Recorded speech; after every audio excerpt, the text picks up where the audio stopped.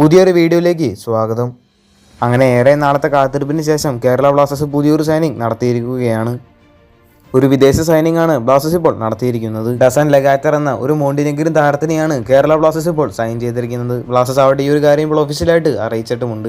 Dozen ലെഗാറ്റർ എന്ന ഈ ഒരു പ്ലെയറിനെ ട്രാൻസ്ഫർ ഫീ മുടക്കിയിട്ടാണ് കേരള ബ്ലാസ്റ്റേഴ്സ് ടീമിലേക്ക് എത്തിച്ചിട്ടുണ്ടായിരുന്നത്. നിലവിൽ 30 വയസ്സ് പ്രായം വരുന്ന താരം സെന്റർ ബാക്കായിട്ടും സെന്റർ മിഡ്ഫീൽഡറായിട്ടും കളിക്കാൻ സാധിക്കുന്ന ഒരു താരം കൂടിയാണ്. അലക്സാണ്ടർ കൊയ്ഫിനെ ബ്ലാസ്റ്റേഴ്സ് റിലീസ് ചെയ്തിട്ടുണ്ട്. അദ്ദേഹത്തിന് പകരമായിട്ടാണ് ഡസൻ ലെഗാറ്റർ എന്ന മോണ്ടിനെഗിരിൻ പ്ലെയറിനെ ബ്ലാസ്റ്റേഴ്സ് സൈൻ ചെയ്തിരിക്കുന്നത്. കൊയ്ഫ് ഈ ഒരു സീസണിൽ നിരാശ നൽകിയ പ്രകടനം തന്നെയായിരുന്നു കാഴ്ചവെച്ചിരുന്നത്. തന്റെ കരിയറിൽ ഒരുപാട് ടീമുകൾക്ക് വേണ്ടി കളിച്ച നല്ല എക്സ്പീരിയൻസ് ആയുള്ള ഒരു പ്ലെയർ തന്നെയാണ് ഡസൻ ലെഗാറ്റർ. താരം അവസാനമായിട്ട് കളിച്ചിട്ടുണ്ടായിരുന്നത് ഡെബ്രക്കൻ എന്ന ഒരു ഹംഗേറിയൻ ടീമിന് വേണ്ടിയാണ്. ആ ഒരു ടീമിന് വേണ്ടി 64 മത്സരങ്ങൾ കളിച്ച താരത്തിന് 2 ഗോളുകൾ നേടാനായിട്ടും സാധിച്ചിരുന്നു. മോണ്ടിനെഗിരിൻ ദേശീയ ടീമിന് വേണ്ടിയും ഈ ഒരു താരത്തിന് കളിക്കാൻ സാധിച്ചിട്ടുണ്ട്.